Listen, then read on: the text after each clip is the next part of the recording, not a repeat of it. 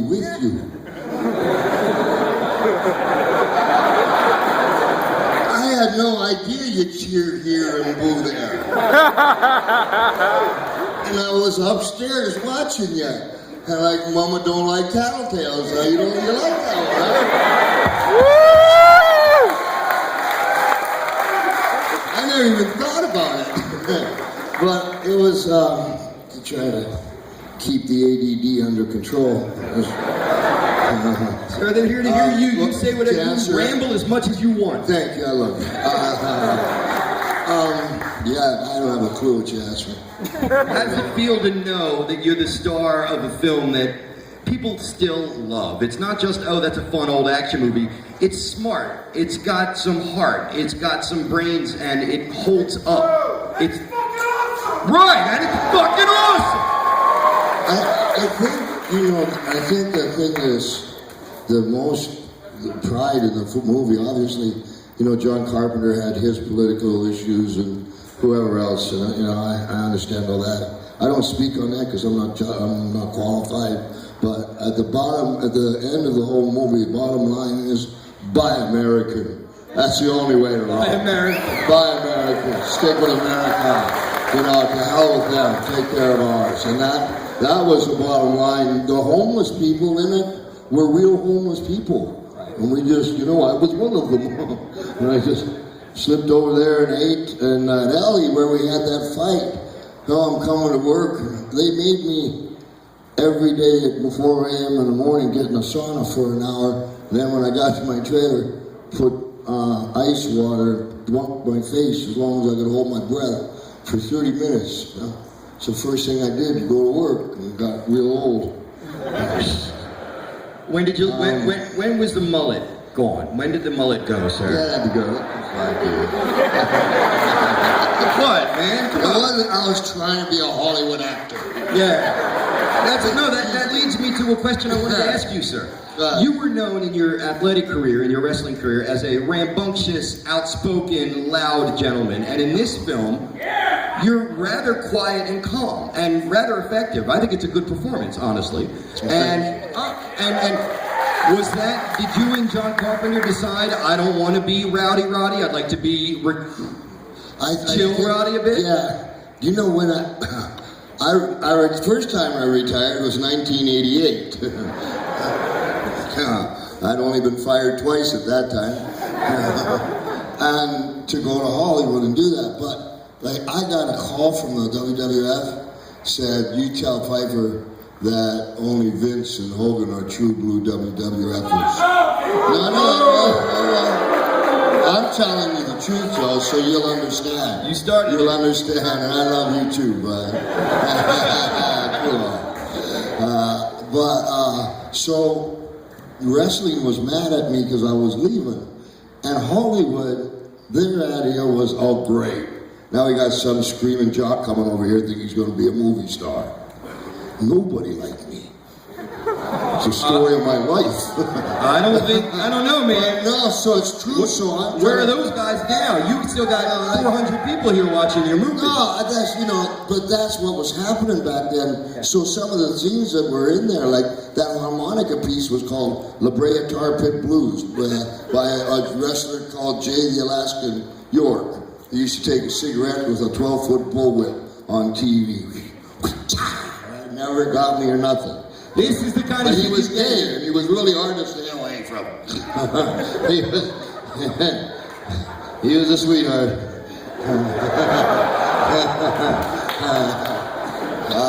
Left turn.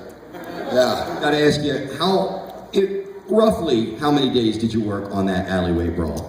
On the brawl? Yeah, just on the fight. Oh, you see, I never knew where you cheered. That's really cool what you do. And suplex, well, that's good, I heard. Keith was a little spicy about it too in the first one. He like, you gonna do what to me? Yeah, I am. Yeah, my question is, did Mr. Carpenter tell you this is gonna be one crazy ass fight, or did you think it was gonna be a fight, normal fight, and then when the film came out, you're like, this is fucking epic. Like, what am I looking at? Wow. You're good. Hey, man. They bring You're out the gonna have big to guns. give me longer pauses if you want me to answer them. Just trying to get them in order. What did you ask me? Did you know? Did you know that the fight scene was going to be that huge? I'm with you. I'm back to high. I'm Rod. Scott Weinberg. Good to meet you. So, John Carpenter had me watch a movie called with John Wayne and Maureen O'Hara. White Man. Thank you. And at that time, that was the longest fight scene in cinema history. But the difference that John wanted was, that fight scene obviously is between two people that don't agree. The fight scene in They Live had to match the story. And so, like when you swung with a 2x4, and almost you could kill him, and it dawned on Nada. And then and then of course, Frank Keith, he responded with holy shit in the bottle, and it cut his hand. Like, fuck. Sorry. So Sunday, So shooting that fight was yeah, but shit, I keep getting confused. So anyway, the fight was between two friends, and had to wind up someplace, and he wanted the longest. 5 minutes was taken off that fight. What? Yeah, and it just got so brutal. And I'm going to work, in the sauna. I can't even sweat anymore. I'm just Irish red, burnt, and ice and shit, cocaine. so it was Ice.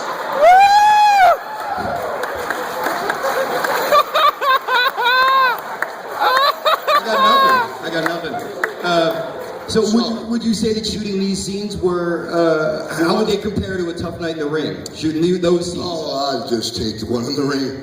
Because Keith David was he's this wonderful man, but like a ballet dancer, and to hold some lady up over your head, you gotta be strong. So he was hitting me it felt like Tyson hitting me.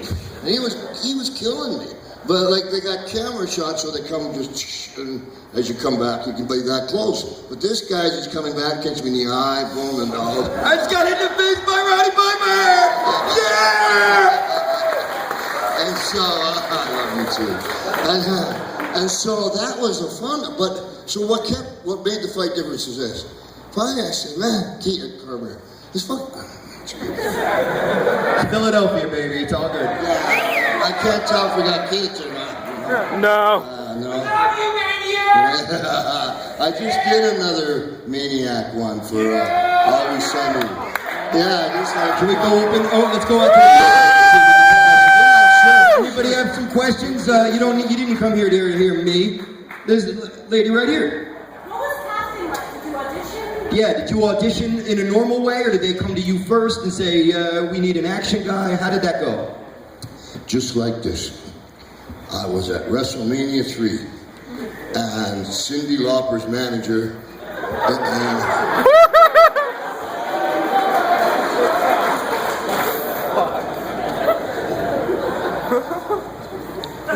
Cyndi Lauper's manager. He wanted me to meet this director that wanted an action hero, and he told me I never heard of the guy. But you got to understand, I started when I was 15 years old in 1969, and so I don't know when this would have been, but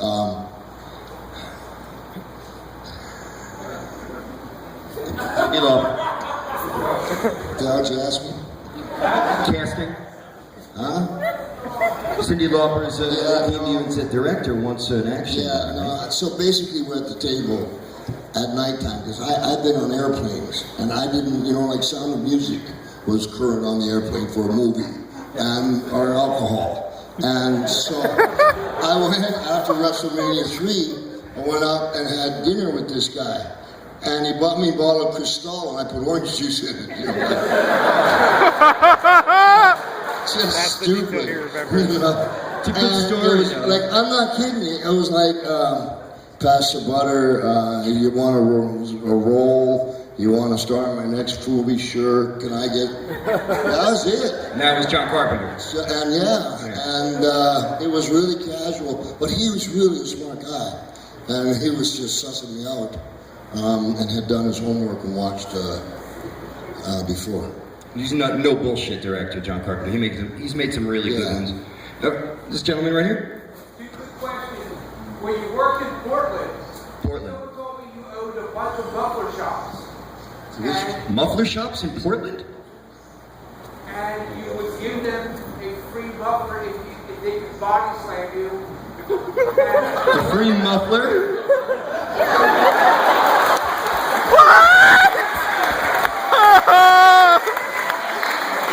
I'll come back to you. Did you do some advertising in Portland, sir, that you forgot about? For a muffler shop? Yeah, I need to save money in this muffler shop, and so I said I'll give a free one to anybody that can body slam my ass. You know, but we repaired a lot, but we didn't do it for free. Unbelievable. Thank you. You probably saw Hell Comes to Frogtown too. Your fans will find everything. If you were in a Japanese condom commercial, they'll find it. What was your second? Why Japanese? It's obscure. It's rare. What did you do that to me for? Not a hat. It's, How much did you contribute to it? The memorable lines. Oh yeah. In the film, did you do any ad libbing at all, or was any of the lines yours? Were any of the lines yours? yeah. Bubblegum was yours, right? Bubblegum, it was just like this. Oh,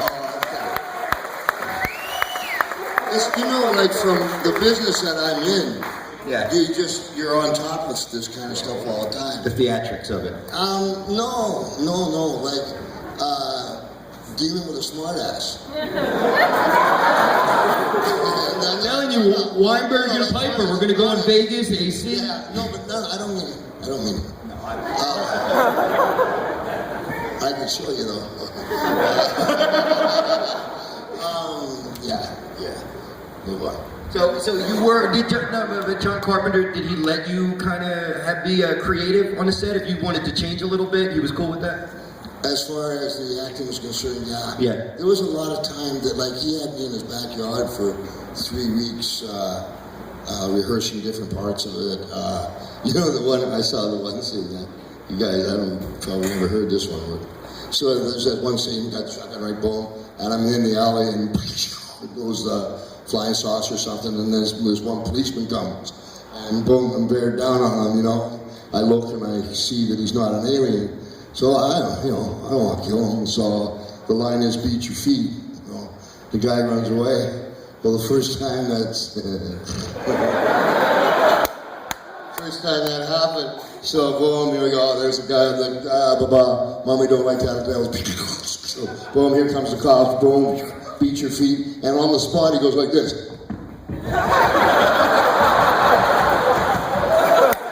What the fuck you doing? So there was improvisation on the set. Anyway, but he was a real sweet guy. He got it the second time. Anybody else? We have a surprise that we're going to bring out for Mr. Piper, but I want to get to one or two more questions from fans. Wait, in the back right there. Do the bubble bell line for us.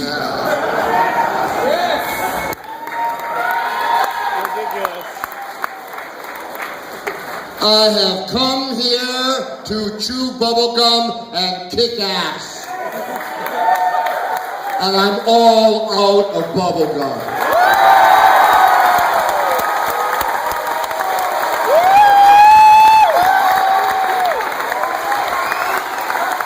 Nice. Beautiful. All right, we're going to bring out the surprise. I'm going to close up with this gentleman right here. But then we do have a quick surprise. And again, thank you guys for coming out on a Sunday night. Thank you, Mr. Piper. You are a gracious guest. Philadelphia loves you. This gentleman right here, you got a question? Who was the better fighter, Mr. T or Victor the Bear? Who was a better fighter, Mr. T or Victor the Bear? You knew you were going to get one of these, Rod. I got to let one go. I was already in my Prius.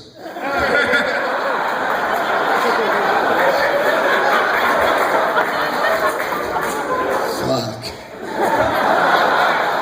I wrestled this with honey on my ass. I wrestled a 650-pound bear named Victor. Like he needed a fucking name.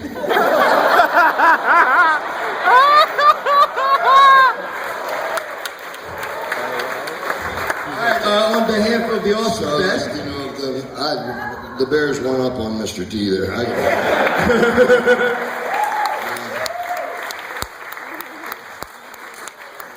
I didn't even know Mr. T was a wrestler, honestly.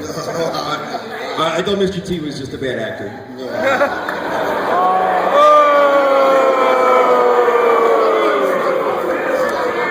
We're buddies! Hulk Hogan's a pussy too. I was on Twitter earlier tonight and I said, if you have any questions for Mr. Piper, I have some. But if you throw some out, he goes, and somebody said, does he feel good that he never starred in a film wearing a tutu? And I assume that was a knock on Hulk Hogan. No, I really did one worse actually than that. Oh, we do have to get a quick shout out for Hell Comes to Frogtown. Who the fuck? Yes. Yes. Man, You're not a one-hit wonder, man. Yo, was that director a lunatic or what? I just got in so much trouble. My nuts are still sore. So like, I didn't know nothing about movies, and they offered me this money. I didn't even think you'd watch it. Sound like $1 million copies or some bullshit like that. Can I help you?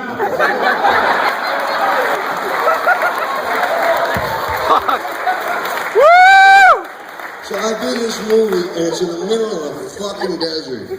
So my wife, Kitty, 4'11 and a half, is going to visit me, and because she's 4'11 and a half, she needs a fucking limousine.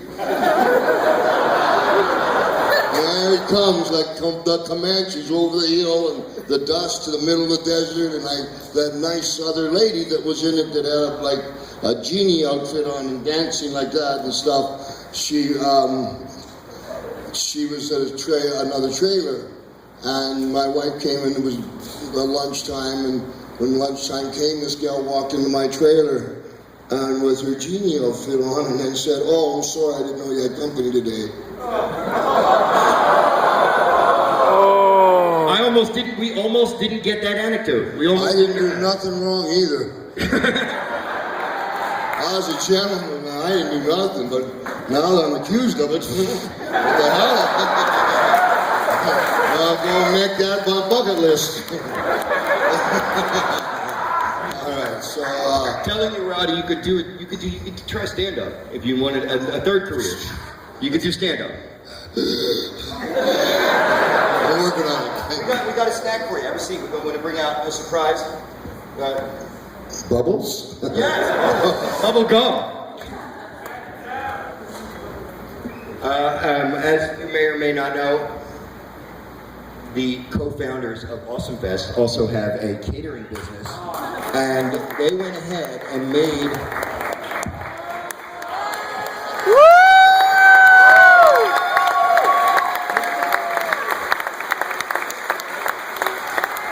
These are the lovely chefs.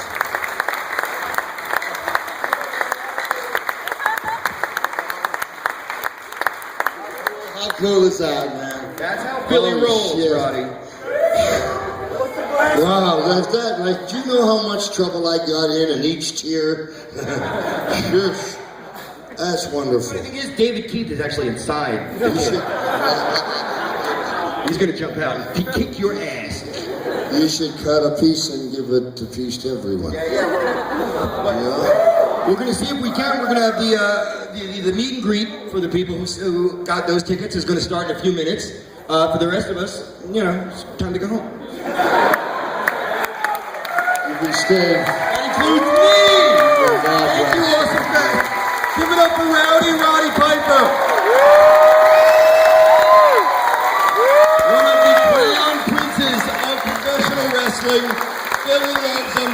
Movie star, ass kicker, sweet guy.